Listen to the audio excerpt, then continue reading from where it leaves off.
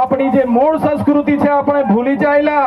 આપણો નંદરિયો દેવ, આપણો ગામનો હિમારિયો દેવ, આપણો વાઘ દેવ, ગોવાળ દેવ, આપણો કાળિયો ભૂત, આપણે ધરતી માતાને પૂજનારા, આપણે નદી નાળાને પૂજનારા, આપણે ચંદ્ર અને સૂર્યને પૂજનારા, આપણે પ્રકૃતિના પૂજક તરીકે છે. ત્યારે જન્મ મરણની વિધિ, લગ્નની વિધિ આપણે ભૂલી ચાલ્યા છે. ત્યારે આજે આ લોકો આપણા પર જાતિનો દાખલો માંગે છે, પુરાવા માંગે છે. ભણેલા છોકરાઓને પૂછી લો.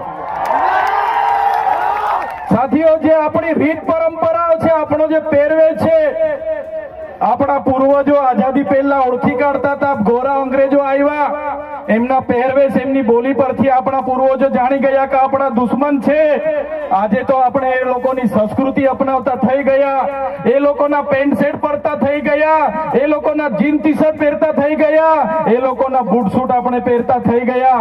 આપણી બહેનો પણ આજે પંજાબી પહેરતી થઈ ગઈ, ડ્રેસ પહેરતા થઈ ગયા, ચણિયા ચોરી પહેરતી થઈ ગઈ, જીન્સ ટી શર્ટ પહેરતા થઈ ગયા.